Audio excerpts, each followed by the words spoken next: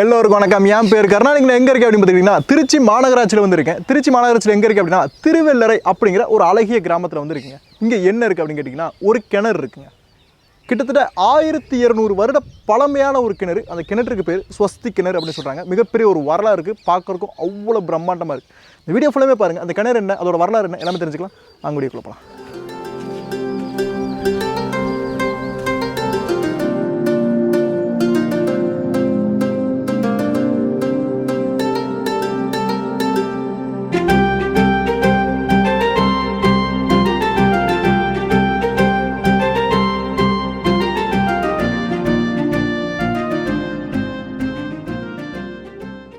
சரி, இந்த கிணறு சரியாக எங்கே இருக்குது அப்படின்னு பார்த்தீங்கன்னா திருவெள்ளரை புண்டரிகாச பெருமாள் கோயில். அந்த கோயிலுக்கு அப்படியே பின்பக்கம் வந்துருக்குங்க. திருச்சியிலிருந்து சரியாக 25 கிலோமீட்டர் தொலைவில் வந்திருக்கு. உள்ளுக்குள்ளே வந்தோம் அப்படின்னா மிக பிரம்மாண்டமான கிணறு. கிட்டத்தட்ட 4 திசைகளுக்கும் ஒரு 4 வாசல் உள்ளுக்குள்ளே போகிற மாதிரி பாதையை வந்து அமைச்சிருக்காங்க. இங்கே கிட்டத்தட்ட 3 கல்வெட்டுகள் வந்து கிடச்சிருக்கு. அவ்வளோ அற்புதமாக இருக்குது. நம்ம ஏற்கனவே விஜயாலய சொல்லீஸ்வரத்தில் நம்ம ஒரு சேனலை பற்றி சொன்னோம். தகலி அப்படின்னு ஒரு சேனல் வந்து சொன்னோம். முருகன் அவர் இன்றைக்கி அவர் நம்ம கூட இருக்கார். அந்த கல்வெட்டுகள் என்ன சொல்லுது அப்படின்னு அவர் உங்களுக்கு வந்து இப்போ விளக்குவார்.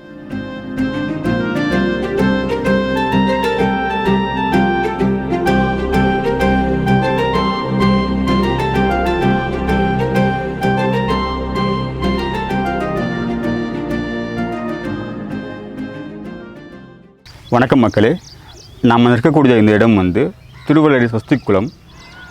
இந்த குளத்தினுடைய மேற்கு பக்கத்தில் நம்ம இருக்கோம். இப்போ மேற்கு பக்கத்தில் அந்த குளத்தினுடைய மேற்பகுதியில் வந்து ஒரு கல்வெட்டு வெட்டப்பட்டிருக்கு.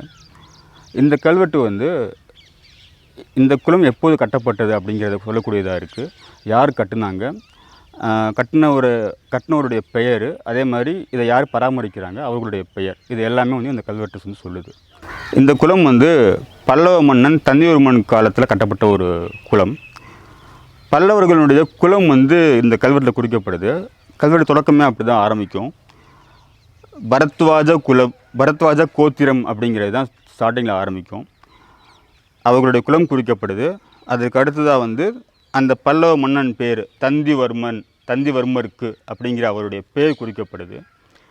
அவருடைய ஆட்சி ஆண்டு எத்தனாவது ஆட்சி ஆண்டு அப்படிங்கும்போது யாண்டு நான்காவது எதிர்த்து கொண்டு 5வது, அதாவது பல்லவ மன்னன் தந்திவர்மனுடைய 4ஆம் ஆட்சி ஆண்டில் கட்ட ஆரம்பிக்கிறாங்க. அந்த குளத்தை கட்ட ஆரம்பித்து அவருடைய 5வது ஆட்சி ஆண்டில் முடிக்கிறாங்க. கிட்டத்தட்ட ஒரு வருஷம் வந்து இந்த குளத்தை கட்டியிருக்காங்க, முடிக்கிறாங்க. பல்லவ மன்னன் தந்திவர்மன் அப்படிங்கும்போது வந்து அவனுடைய ஆட்சி தொடக்க காலம் வந்து 796. அப்போ வந்து கிபி 800 இருந்து கட்ட ஆரம்பிக்கிறாங்க. 4ஆம் ஆட்சி ஆண்டு 801 வந்து முடிக்கிறாங்க. அதுக்கடுத்து யார் கட்டுறாங்க, அவருடைய பேர் அதுவும் இந்த கல்வெட்டில் வருது. அது வந்து பார்த்திங்கன்னா 5வது கட்டுவித்தான் ஆலம்பாக்க அப்படின்னா ஆலம்பாக்கம்ங்கிறது ஒரு ஊர். அது வந்து அரியலூர் மாவட்டத்தில் இன்றைக்கி பகுதியாக இருக்குது. அந்த ஆலம்பாக்கத்தினுடைய விஜயநல்லூலான் தம்பின்னு அங்கே வரும். அதாவது இவர் கட்டல, இவருடைய தம்பி ஆலம்பாக்க விஜயநல்லூலான், அவருடைய தம்பி கம்பன் அரையன் அப்படிங்கிறது இந்த இடத்துல வரும் பேர். தம்பி இங்கே இருக்குது, தம்பி கம்பன் அரையன். அவர் வந்து இந்த குளத்தை வந்து கட்டியிருக்காரு.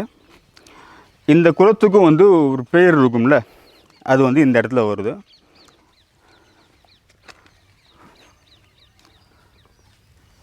மார்பிடுகு பெருங்கிணறு. இந்த குளத்தினுடைய பெயர் வந்து மார்பிடுகு பெருங்கிணறு. மார்பிடுகுன்றது வந்து ஒரு பட்டம். அந்த பட்டத்தை, அதாவது இந்த மன்னனுடைய பட்டத்தினுடைய பெயர்லேயே வந்து இந்த குளத்தை வந்து வச்சுருக்காங்க. ஸோ மார்பிடுகு பெருங்கிணறு என்பது. ஸோ குளம் கட்டிட்டாங்க, குளத்துக்கு ஒரு பேரும் வச்சுட்டாங்க. இந்த குளத்தை வந்து பராமரிக்கணும்ல, பராமரித்தா தான் குளம் எப்பவுமே இருக்கும். அதை பராமரிக்கிறதுக்கு ஒருத்தர்கிட்ட ஒப்படைச்சிருக்காங்க. அது யார் அப்படின்னாக்கா வந்து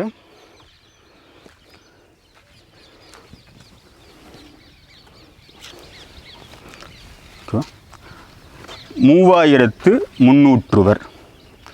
இந்த 3300 அப்படிங்கிறது யாருன்னு கேட்டிங்கன்னா ஒரு வணிக குழுக்கிட்ட வந்து இதை ஒப்படைச்சிருக்காங்க பராமரிக்கிறதுக்கு.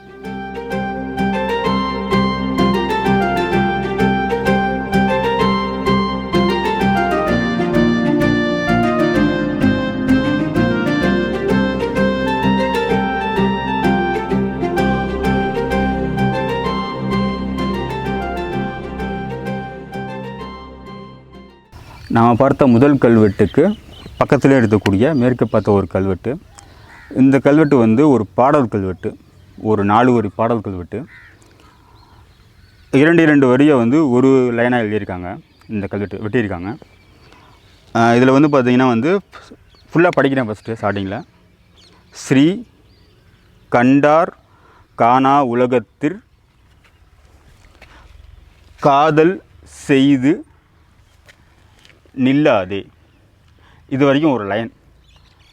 அதாவது வந்து கண்டார் காணா உலகம் அப்படின்னா இந்த உலகத்தை நம்ம பார்க்குற இந்த நொடி வந்து என்ன காட்சி நமக்கு தெரியுதோ அந்த காட்சியை நீங்கள் அடுத்த நொடி பார்க்க முடியாது.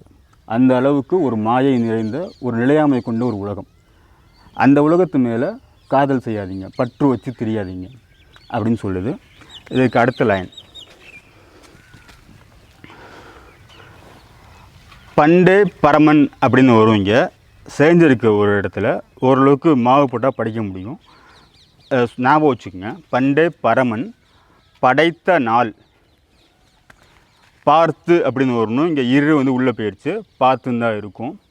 பார்த்து நின்று நையாதே. அதாவது பண்டே பரமன் படைத்த நாள் அப்படிங்கிறது இங்கே என்ன குறிப்பிட்றாங்க இந்த இடத்த தமிழில் அப்படின்னா வந்து மனிதனுடைய இறப்புக்கு காலம் வந்து படைக்கப்பட்டது காலம் இருக்குது பார்த்தீங்களா, இறப்பு எப்போ வரும் அப்படிங்கிற மனிதனுக்கு அந்த காலத்தை குறிப்பிட்றாங்க. ஸோ அந்த மாதிரி இறப்பு வரக்கூடிய காலத்தில் வந்து அப்போ நம்ம நல்லது பண்ணிக்கலாம் அப்படின்னு சொல்லிட்டு இருக்காதீங்க. அடுத்தது என்ன, தண்டார் மூப்பு வந்துன்னை தளரச் செய்து நில்லாமுன். அதாவது தண்டார் மூப்பு உன்னை, தண்டுகோல் ஊனி நீ நடக்கக்கூடிய அளவுக்கு முதுமை வந்து நீ போகிறதுக்கு முன்னாடி, அந்த மாதிரி நீங்கள் வந்து உண்மை செயலிலேருந்து போகிறதுக்கு முன்னாடி, ஓகேவா? இது சேர்த்து எழுதியிருப்பாங்க. உண்டேல் அப்படின்னு படிக்கணும் நம்ம, முன்னுண்டேல்னு எழுதியிருப்பாங்க. ஸோ வந்து உண்டேல் உண்டு, உண்டேல் உண்டு சேர்த்து எழுதியிருப்பாங்க. உண்டேல் உண்டு மிக்கது உலகம் அறிய வைமினே. அதாவது அந்த மாதிரி மூப்பு வந்து நீங்கள் முதுமை அடைஞ்சு போகும்போது எதுவும் உங்களால் செய்ய முடியாது. அந்த காலத்தில் செய்யணும்னு நினைக்காம உங்கள்கிட்ட இப்போ என்ன இருக்கோ அதை வந்து உங்களுக்கு போக மீதம் உள்ளதை வந்து பிறருக்கு கொடுத்து இந்த உலகத்துக்கு எதாவது செய்யுங்க அப்படின்னு சொல்கிறது அந்த பாடல்.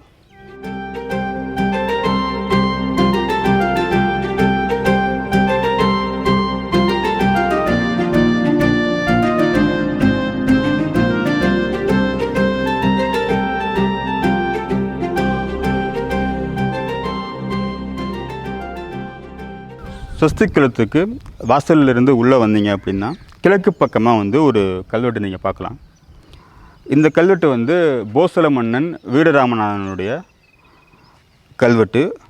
அவருடைய பேர் இங்கே வரும், போசல வீரராமநாத தேவருக்குன்னு வரும். அவருடைய ஆட்சி ஆண்டு 25ஆம் ஆட்சி ஆண்டில் வெட்டப்பட்ட ஒரு கல்வெட்டு இது. இந்த கல்வெட்டு என்ன சொல்லுது அப்படின்னா வந்து இந்த குலம் வந்து பால்பட்டு போயிடுது. பால்பட்ட குலத்தை வந்து திரும்ப புனரமைக்கிறதுக்காக வந்து குடந்தை வாணிகன் அவருடைய பெயர் வந்து செஞ்சிருக்கு, சரியாக தெரியல, சோமன் அல்லது சோவரனாக இருக்கலாம், அது சரியாக தெரியல.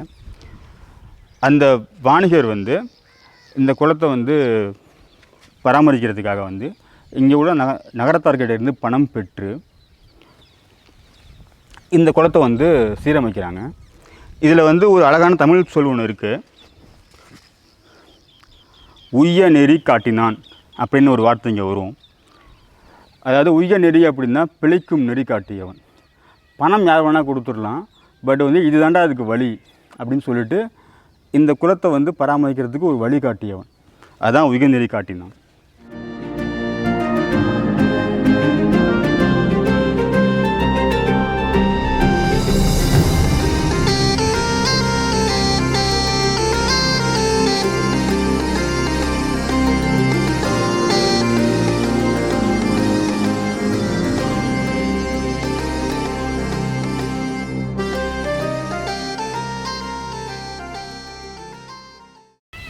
கண்டார் காணா உலகத்து காதல் செய்து நில்லாதே.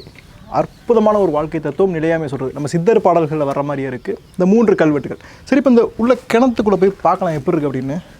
நல்லா அற்புதமாக பண்ணப்பட்டிருக்குங்க.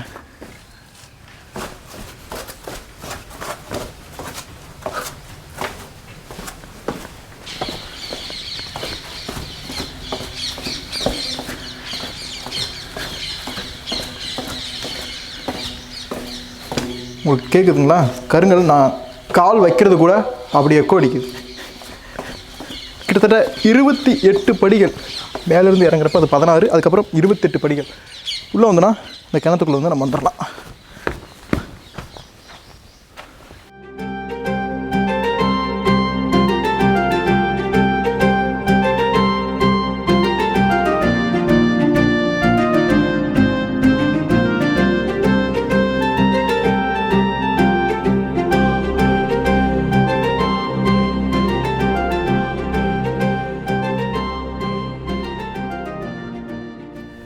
இந்த 4 திசைகளில் இப்போ நான் அமர்ந்திருக்கிற திசை அப்படின்னு பார்த்துக்கிட்டிங்கன்னா தெற்குங்க. இந்த தெற்கு ஒவ்வொரு திசைகள்லையுமே ஒரு 3 தூண்கள் வந்து ஒரு அமைப்புகளை வந்து வச்சுருக்கிறாங்க. அந்த 3 தூண்களையும் ஒவ்வொரு சிற்பங்கள் வந்து இருக்குங்க. இப்போ நான் தெற்கு சைடு இருக்கிறத பார்க்குறேன். கீழே இருந்து அங்கே வந்து விநாயகர் பெருமான் வந்து இருக்கிறார். அப்படியே மேலே போனால் மான், சிங்கம், நடுவில் கொற்றவை. அப்படியே அதுக்கு மேலே போனோம் அப்படின்னா சப்தமாதர்கள் வந்து இருக்கிறாங்க. ரொம்பவே அழகாக வந்து பண்ணியிருக்கிறாங்க அப்படின்னு சொல்லலாம். நிறைய மறுசீரமைக்க வந்து பார்த்துருக்குறாங்க. நம்ம கல்வெட்டில் கூட நம்ம அண்ணன் கூட சொல்லியிருந்தார், நிறைய மறுசீரமைச்சிருக்காங்க அப்படின்னு அந்த கல்வெட்டு சொல்லியிருந்தார். இப்போ நம்ம அரசாங்கம் இந்த சிமெண்ட்லாம் பூசி இது பண்ணியிருக்கிறாங்க.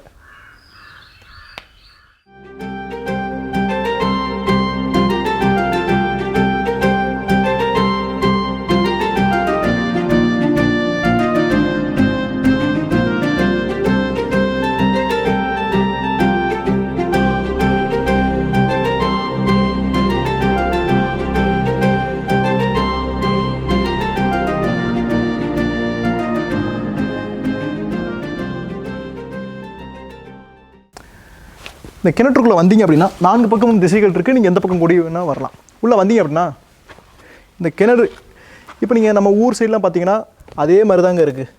என்ன 1200 வருஷத்துக்கு முன்னாடி இந்த கிணறு வந்து வெட்டப்பட்டிருக்கு. இந்த ஸ்வஸ்தி இந்த குறியீடு நம்ம சிந்து சமவெளி நாகரிகத்தில் இருந்தே வருது. அப்போ இருந்தே பின்பற்றிட்டு வந்து அதே ஒரு வடிவத்தில் வந்து கட்டியிருக்கிறாங்க. இந்த கிணறு 9ஆம் நூற்றாண்டில் வந்து பண்ணப்படுதுன்னு சொன்னாங்க. கிட்டத்தட்ட 1200 வருடத்திற்கு முந்தியது. இந்த கிணறோட உயரம் வந்து பார்த்துக்கிட்டிங்கன்னா சராசரியாக 50லேருந்து ஒரு 60 அடி வந்து உயரம் வந்து இருக்கலாம். இதுக்கான படிக்கட்டுகளில் எண்முறைகள் வந்து இருக்குது. இது பல்லவர்கள் காலத்தை சேர்ந்த ஒரு கிணறுங்க. இது பல்லவர்கள் காலத்தை சேர்ந்த எண்களாக இருக்கலாம். ஆனால் இது வந்து நம்ம தமிழ் எண்முறை. சரிங்களா?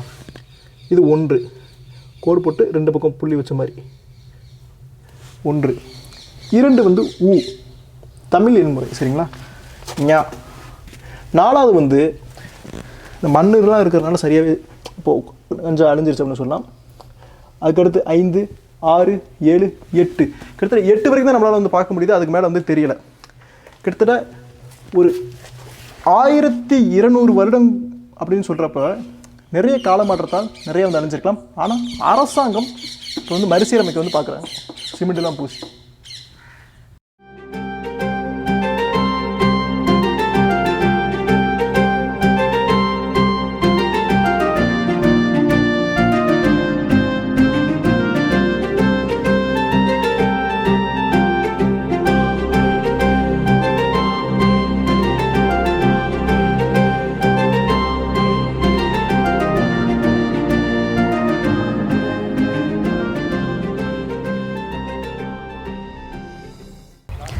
இந்த ஸ்வஸ்தி கிணறு பார்த்துட்டிங்க அப்படின்னா அப்படியே வெளியே இங்கே தொல்பொருள் ஆராய்ச்சியில் கிடைச்ச நிறைய சிற்பங்கள், நந்தி சிலைகள், ஒரு லிங்கம் இதெல்லாம் வந்து வச்சுருக்கிறாங்க. இந்த லிங்கத்தை பார்த்தோன்னா உங்களுக்கு ஞாபகம் வருதுங்களா? இந்த லிங்கம் நம்ம எங்கே பார்த்துருக்கோம் அப்படின்னு சாலுவன் குப்பம் புலிக்குகை. சரிங்களா? சாலுவன் குப்பம் புலிக்குகையில் இதே மாதிரி தான் இந்த லிங்கம் இருக்கும்.